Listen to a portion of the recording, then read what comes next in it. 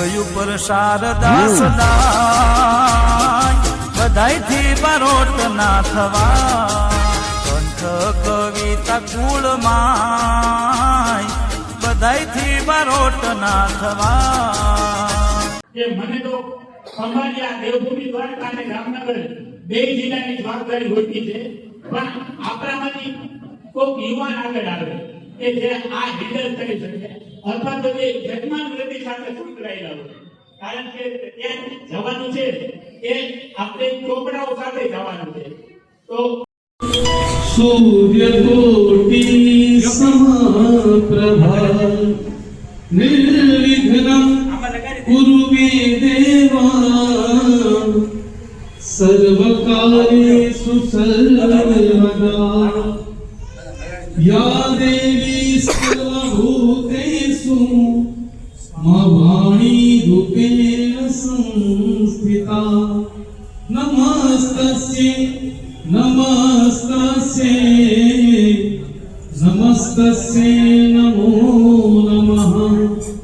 મંગલમ ભગવાન વિષ્ણુ મંગલમ ગરુડધ્વજ મંગલમ પુંડરીકાક્ષ મંગલાય તનોહરિ સર્વમંગલ માંગલ્યે શિવે સર્વાર્થ સાધિકે શરણ્યે ત્રંબકે ગૌરી નારાયણી નમોસ્તુતે નારાયણી નમોસ્તુતે નારાયણી નમોસ્તુતે.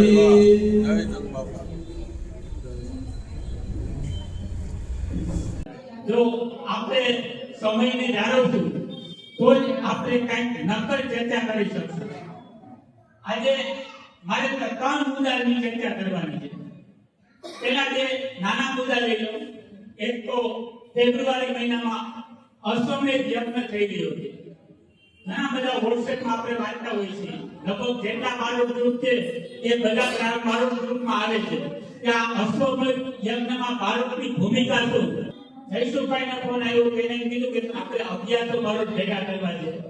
મને ફોન આવ્યો કે 1500 બારોટ કીધા.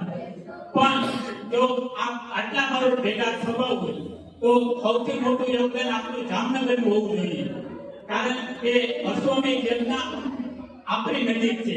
આમ તો આપણે યજમાન છીએ. 1500 બારોટ ભેગા થવાના સાથે ત્યારે જેટલા બારોટ છે એ બધા બારોટને ભેગા થવું પડશે. અને એમાં જાન્યુઆરીએ વિશ્વ બારોટ સમાજની સંકલ્પના કરી. એ વખતે મારો વિચાર એવો હતો કે બધા બારોટને એક નેજા હેઠળ લાવીએ, પણ ઈ બધા બારોટને એક હેઠળ લાવીએ એ પેલા આપણે હવે આપણે સમાજવાદી કરવી છે તો માત્ર જામનગર પૂરતી કરવી છે, બીજા વિભાગોને પણ સાથે રાખવાની. અમે જન્મથી શરૂ કરીએ કે મને તો અમારી આ દેવભૂમિ દ્વારકા અને જામનગર બે જિલ્લાની જવાબદારી હોતી છે, પણ આપણામાંથી કોઈક યુવાન આગળ આવે કે જે આ હેન્ડલ કરી શકે અથવા તો જે જન્માન વૃત્તિ સાથે સંકળાયેલા હોય, કારણ કે ત્યાં જવાનું છે એ આપણે ચોપડાઓ સાથે જવાનું છે. માત્ર આ અશ્વમેધ યજ્ઞ પૂરતી મારી જે સંકલ્પના હતી વિશ્વ બારોટ સમાજની એ બધા બારોટ એક છત્ર હેઠળ રાખીએ તો આપણી પાસે સારો મોકો છે. આપણે બધા એક થઈ શકશે, પણ આપ બધાની જો રજામંદી હોય તો. બીજો જે મુદ્દો છે એ જૂના ખાતાનો કહેવાય છે. મને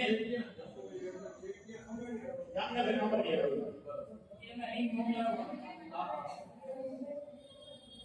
બીજું જે મુદ્દા ચર્ચાના છે, આપણે જયારે મીટિંગમાં ભેગા થાય ત્યારે કોઈ કઈ બોલતું નથી. પછી મને એકલા ઉપર ફોન આવે છે કે આપણું જૂનું ખાતું છે એનું શું કહીએ, એનું કેવાયસી કરવાનું છે કે શું કરવાનું છે. એમાં પૈસા જ્યાદા નથી, પણ મારા માટે એ ખાતું એટલા માટે મહત્વનું છે કે એમાં જે પૈસા 60 થી 70 જમા થયા છે એમાં મને લાગે છે કે એક સનાલાલભાઈના પ્રસંગમાં જમા થયેલા અને પ્રફુલભાઈ જમા કરેલા. અને સનાલાલભાઈની ઈચ્છા એવી હતી કે જ્યારે તમે બારોટ સમાજની વાત બનાવો ત્યારે જે કઈ સૂચિ આપો એમાં સૌથી પહેલા મારા પૈસા વપરાવાનું છે. હવે જો આપણે અલગથી ખાતું કરશું અને અલગથી ફાળો ઉઘરાવશું તો એ દિવંગત આત્માની જે ઈચ્છા હતી એ અધૂરી રહી જશે, કારણ કે એ પૈસા સરકારમાં જતા રહેશે. અને એની આ ઈચ્છા એવી હતી કે ભારત જામનગર સમાજની વારી મારા પૈસાથી આગળ વધે. પછી ભલે તમે લાખો રૂપિયા ખર્ચો, પણ એના પાયામાં એની આ ઈચ્છા છે. એટલે એ ખાલી ભલે એનો 50,000 હોય, 60,000 હોય, 70,000 હોય, પણ એ KYC કરી અપડેટ કરવું જરૂરી છે.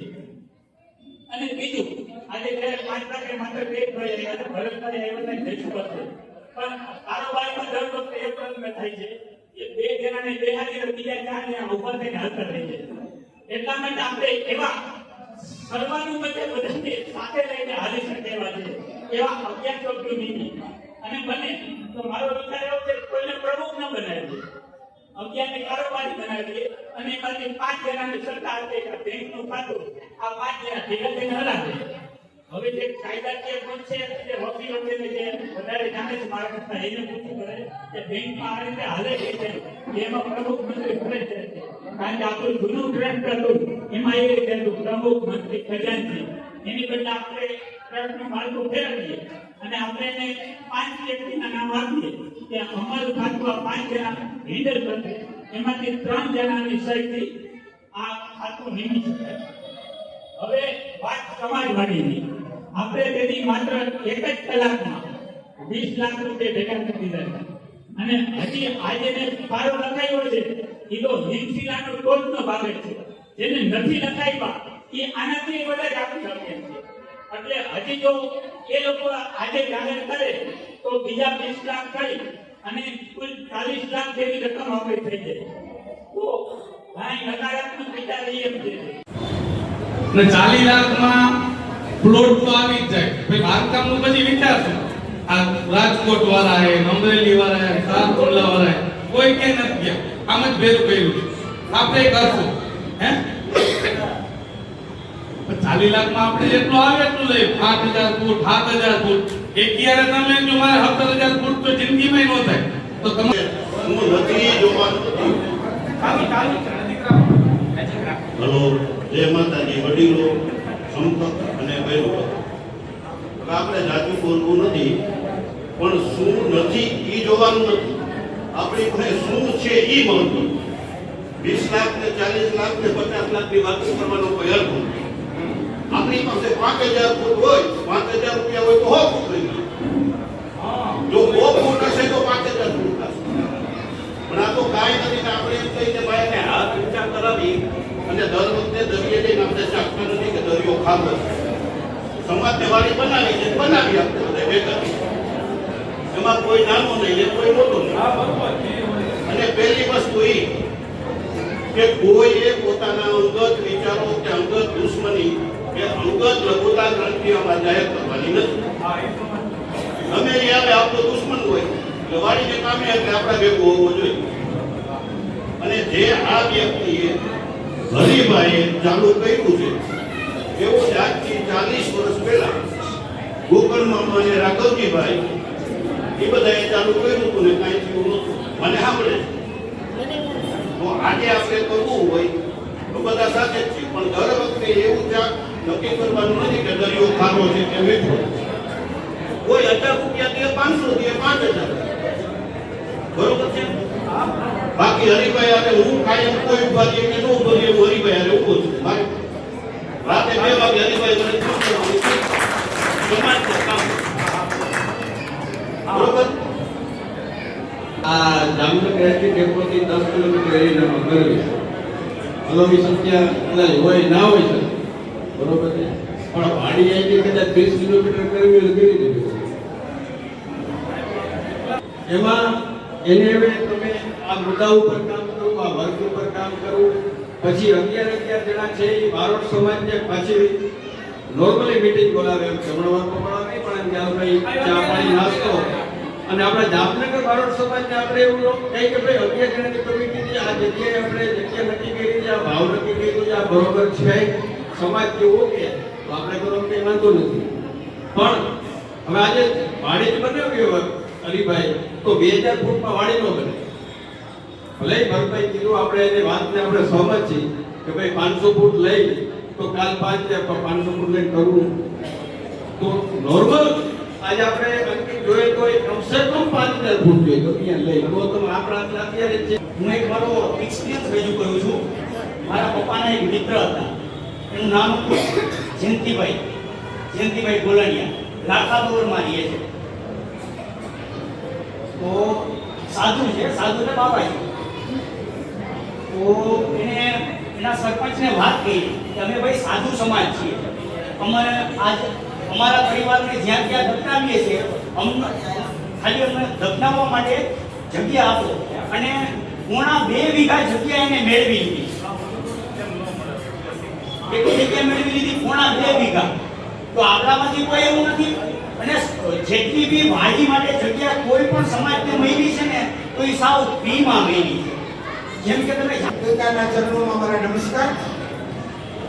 હવે નેગેટિવ વાત જવાની નથી. આપણા શરીરની ઊર્જા બધી તે નેગેટિવ વાત કરવાની એને સમજો. તો પહેલી વાત એ છે કે નામ માટે દાખલો આપો. તમારું નામ મોટું થાય અને 5 રૂપિયાની શક્તિ હોય તો 3 રૂપિયા જ આપજો. બરાબર? એક વસ્તુ. અને હું આ દરેકને વિનંતી નમ્ર પ્રાર્થના કરું છું કે આપણા સમાજ સાથે જો તાત્કાલિક રીતે મળશે, આપણે એવા યજમાનો છે 1 લાખ, 2 લાખ, 5 લાખ રૂપિયા આપી એવા છે, એને એક્સેપ્ટ કરો. તમે જો એવો ઠરાવ કરો કે કોઈ પણ મારા પોતાના યજમાનને લઈ આવશે અને એ જે ડોનેશન આપશે એ વી વિલ એક્સેપ્ટ, અમે સ્વીકારશું. એમાં સહકાર આપો. એ આ મોટું કામ છે અને ટીપે ટીપે સરોવર ભરાય. એટલે માત્ર આ નથી થવાનું, આટલામાં નથી થવાનું ને એ વાત છે ને થોમસ આલ્વા એડિસન કે આજે 6 થી 7,000 પ્રયોગીય લેબ સુઈજો છે. બરાબર છે? તો એ વિચારવાનું જ નથી. આ વાત જ નથી કરવાની થતી. અહીંયા નબળા પાડવાની હું તો વાત કરું છું કે નથી થવાની, આટલા રૂપિયા હું આવે, આટલા રૂપિયા જે થાય પોઝિટિવ રહ્યો, કામ કરતા રહ્યો, ઈશ્વર જોવે છે.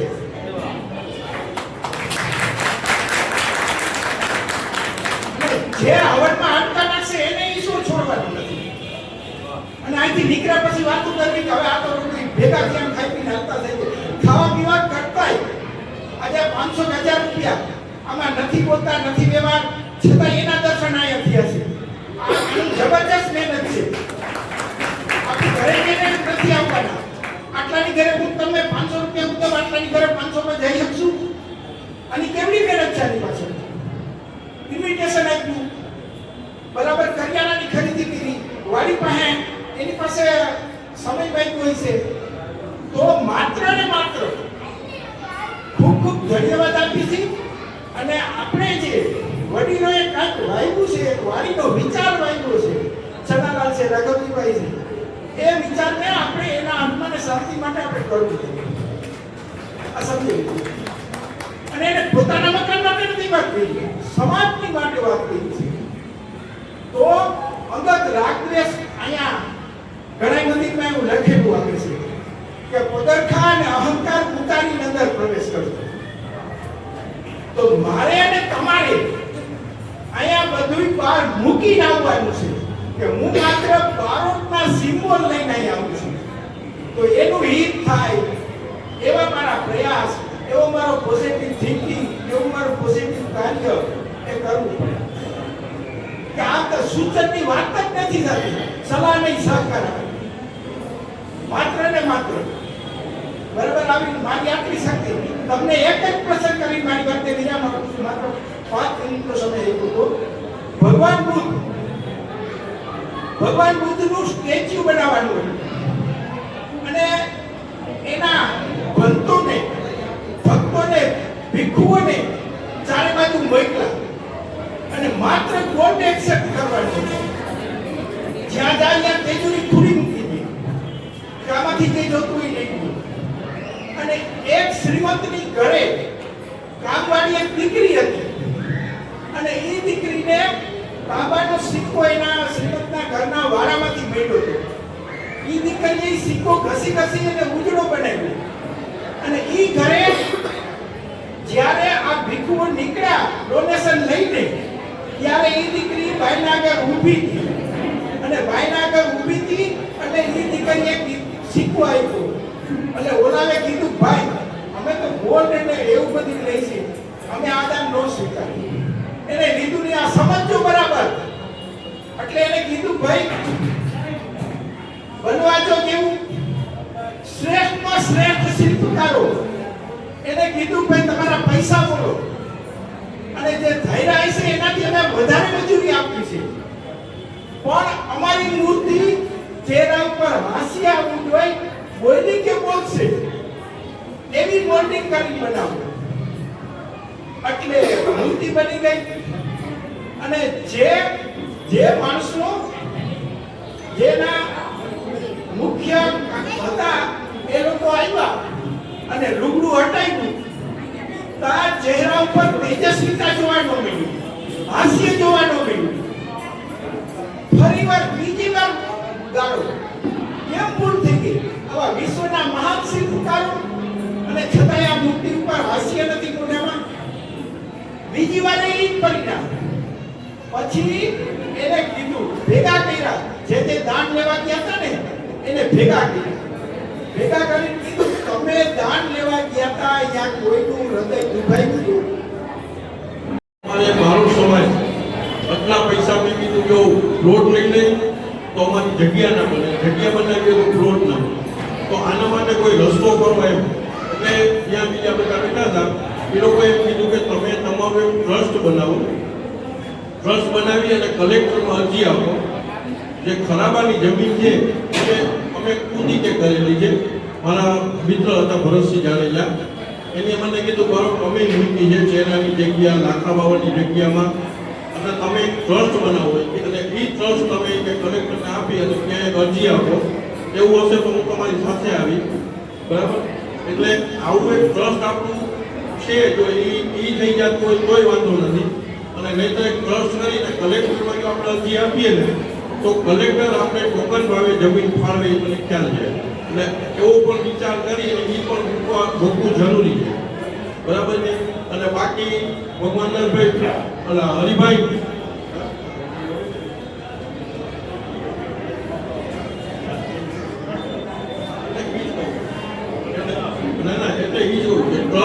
ટ્રસ્ટ તરફથી આપણે કલેક્ટરને આપીએ પછી આપણી આગળ મૂડી તો ભેગી થઈ જેટલી થાય પછી આપણે એ જગ્યા મળી જાય. જગ્યા મળે એટલે આપણે ધારાસભ્ય, સંસદ સભ્ય, કોઈ પણ વ્યક્તિ એની પાસેથી એની ગ્રાન્ટ છે એ ગ્રાન્ટ 5 લાખ, 10 લાખ, 20 લાખ આપી શકે. તો એના માટે રાજકીય તો કાંતિભાઈનો ઉપયોગ આપણે કરી લઈએ કે ભાઈ તમે આવો અમારા ભેગા અને અમને આ ગ્રાન્ટ અપાવો, બરાબર. તો એ ગ્રાન્ટની વ્યવસ્થા થઈ જાય. તો એક આ પહેલું પગલું જો આ ભરી લઈને આપણે તો વાણીનો કાર્યક્રમ છે એ આપણું સફળ થઈ જાય. તો એ એક રિક્વેસ્ટ હતી કે આપણે ટ્રસ્ટ માટેનું કંઈ આયોજન કરીએ, અથવા આપણું જે જૂનું ટ્રસ્ટ છે એ ટ્રસ્ટ જો આપણે એમાં ટ્રાન્સફર થઈ જાય, પ્રમુખ તરીકેનો હોદ્દો ડિઝાઇન આપી દઈએ અને બાકી બોડી ડિઝાઇન આપી દઈએ અને ફરીથી આપણે નવી બોડી બનાવી અને ફરીથી વ્યવસ્થિત રીતે આપણે કરી અને કલેક્ટર સાહેબમાં બધું કરાવી હું દઈશ. બધું અરજી છે કલેક્ટર સુધી જવાનું, કોઈ રાજકીય લઈ જવાના છે તો લઈ જશું, પણ એક આપેલા ટ્રસ્ટ વાળો મુદ્દો છે એ મહત્વનો મુદ્દો છે. જો એ થઈ જાય તો 100% આપણું આ કાર્ય સફળ થઈ જાય. અસ્તુ જય માતા. વડીલે તો સૂચન આપ્યું છે, પણ જે કામ કરવાનું છે યુવાનોએ કરવાનું છે. યુવાનોમાંથી કોક આગળ હું એવા તારણ ઉપર આવ્યો છું.